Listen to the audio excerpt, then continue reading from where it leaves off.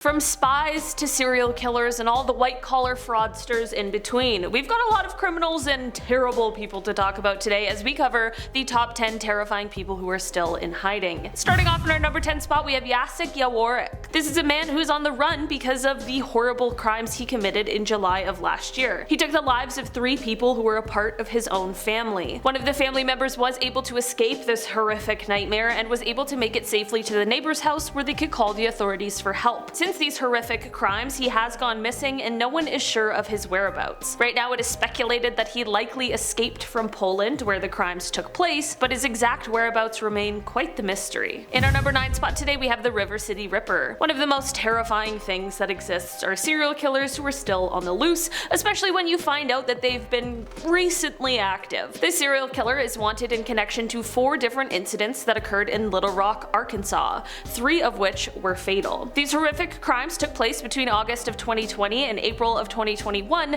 and despite one of the victims thankfully surviving the attack and being able to provide a description of the assailant, there is still very little to go on in terms of being able to identify this horrible human. The FBI was contacted shortly after the survivor was able to give a testimony to authorities, and their behavioral analysis team created a profile of this unidentified killer. These crimes are terrible any way you spin them, but one of the most terrifying parts is that they were all just completely random acts of violence that occurred just unprovoked. The case has gained quite a bit of attention, but still, the monster remains at large. In our number 8 spot today we have Ruja Ignatova. This woman is a convicted fraudster who has been on the run since 2017 after she disappeared when she was found out to be the founder of a Ponzi scheme. The scam, known as OneCoin, which was a scam that was surrounding cryptocurrency, has been referred to as one of the biggest scams in history. US prosecutors have claimed that the scheme was so huge it brought in approximately $4 billion worldwide. Ruja had impeccable timing as she disappeared right at the time that there was a secret US warrant being filed for her arrest. Despite being on the run since 2017, in 2019 she was charged in absentia by US authorities for wire fraud, securities fraud, as well as money laundering. This lady is living the real life Ozark. It's absolutely insane. This case truly is something you'd expect to see on TV,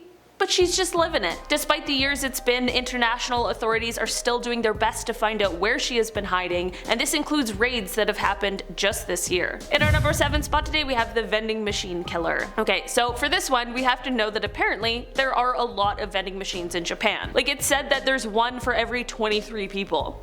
It's a lot of vending machines. So in 1985 in Hiroshima, there were 12 people who passed away and 35 people who were seriously injured from being poisoned with a chemical herbicide. When the string of poisonings were investigated, authorities realized that they had one thing in common, and that was the fact that they had all had the same drink shortly before falling ill. So around the time of this whole thing, there was a company that had launched a marketing campaign where they gave a free drink with every purchase made from a vending machine. When people didn't want their free drink, they would leave it on top of the vending machine for the next person who came along, which is super nice and thoughtful and kind, and of course that means that some horrible person out there had to ruin it for everyone. So, as it turns out, someone was taking these drinks, lacing them with poison, and then leaving them on top of the machines for some random stranger to come around, drink it, and then be sick or unfortunately pass away. It is almost impossible for authorities to be able to track down whoever was doing this, because you have to narrow down where the person picked up the drink, and in 1985 there weren't as many CCTV cameras as there are now. So unfortunately, whoever was responsible for a mass poisoning of strangers is still out there somewhere. In our number 6 spot today we have Jan Marsalek. Jan is said to be a white-collar criminal who fled and went into hiding in June 2020 after the Wirecard scandal, as he was the COO of the company. If you're unfamiliar, Wirecard was a German payment processing firm that had years and years of allegations of malpractice against them. The entire thing really came to a peak in 2019 when the Financial Times published some of the investigations into the complaints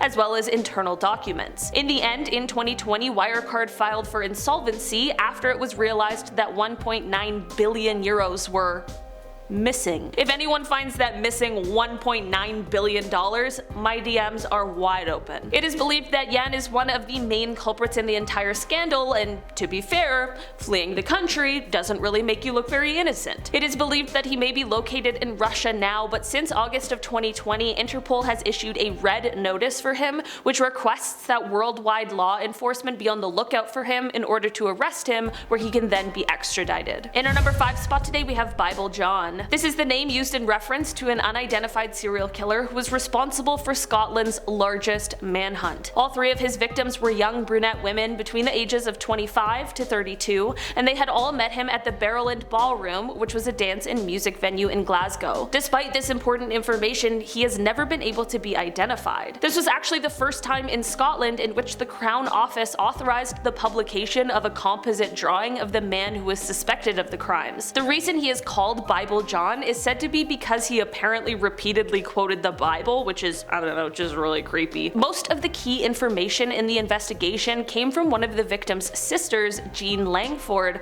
who had been in the same taxi as her sister and the suspected killer on the night he took her life. She was able to give a description of the man and was able to give information that helped authorities create a profile of him. Despite her incredibly helpful information, he was never able to be caught, and Jean passed away in 2010. While Bible John might have also passed away by now, I still hope that one day authorities can figure out who he was. In our number 4 spot today, we have Monica Witt. Monica is a former United States Air Force technical sergeant as well as a defense contractor who has been on the run since 2018. Despite her high-ranking position and high security clearance, she is on the run because she defected to Iran in 2013. It is said that from 2013 up until she was found out that she was using her position in order to spy on the United States and relay that information back to the group she was working for. She used different fake Facebook accounts, and it is said that the information she gave included the classified true name and counterintelligence activities of a US intelligence operative. This is of course a problem regardless of how important this operation was,